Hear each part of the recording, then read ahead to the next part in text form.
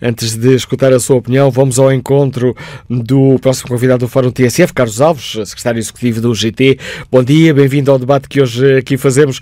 Carlos Alves, peço-lhe uma primeira avaliação a estas declarações ontem do Primeiro-Ministro, a promessa de continuar a reduzir os impostos sobre o trabalho, defendendo a necessidade de premiar o mérito e estabelecendo ali uma ligação entre o aumento da produtividade e o aumento dos salários.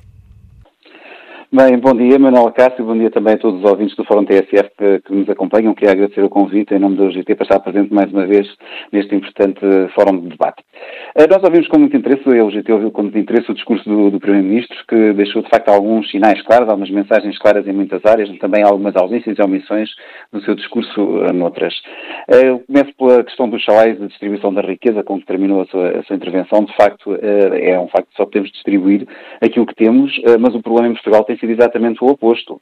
Aliás, tivemos décadas de crescimento da produtividade acima dos salários e, em virtude, nomeadamente, daquilo que foi um contexto de baixa inflação, nunca notámos que estávamos a perder esse poder de compra ao longo de anos e anos e anos sucessivos.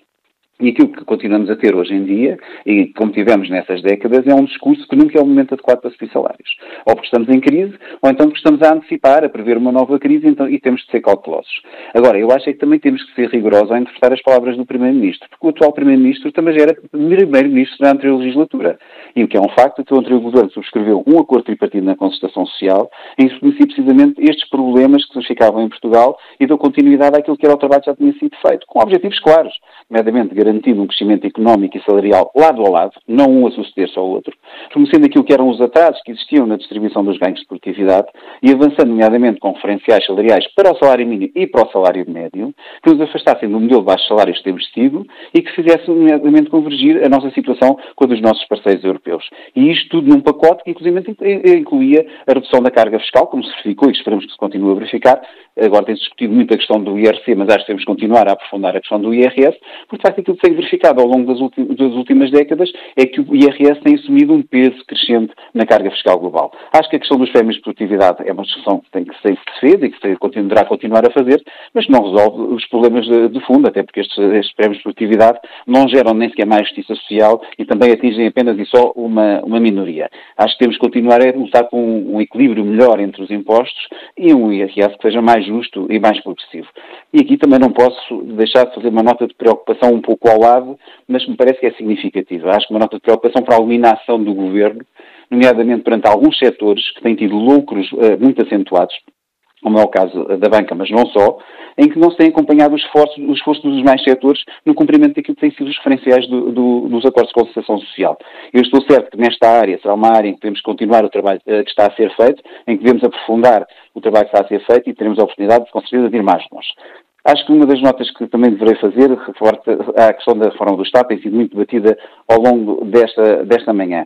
Acho que é um nome muito ambicioso, no qual pode caber muito ou pode não caber nada. A primeira nota que posso fazer é que olhar para aquilo que é a composição das secretarias de Estado, me parece que poderá haver uma visão demasiado simplista e redutora daquilo que será a reforma do Estado. Porque falar em secretarias de Estado da simplificação e da digitalização, que ainda por cima são faces da mesma moeda, parece-me muito pouco. Devemos discutir, sobretudo, aquilo que queremos da reforma do Estado. Queremos um Estado mais eficaz, sim, mas também um Estado que sirva melhor as pessoas e as empresas.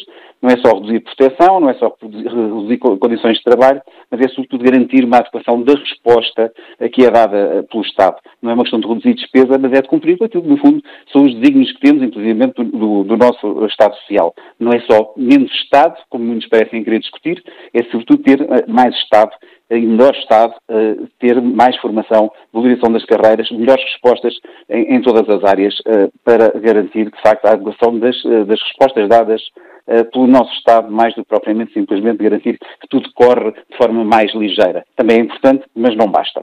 E na intervenção do Primeiro-Ministro notou ainda a ausência de algumas questões essenciais? Sim, há uma questão, nomeadamente, uma área que me parece que é importante, que ficou ausente.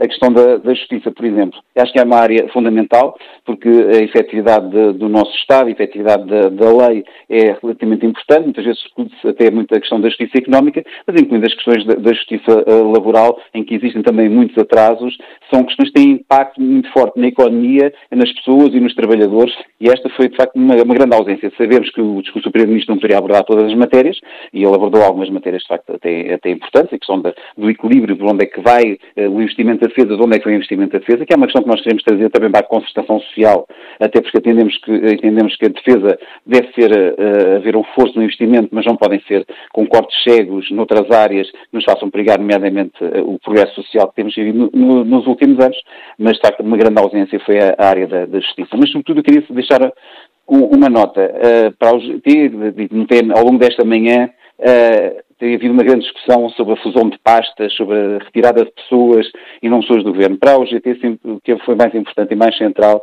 foi a avaliação das políticas.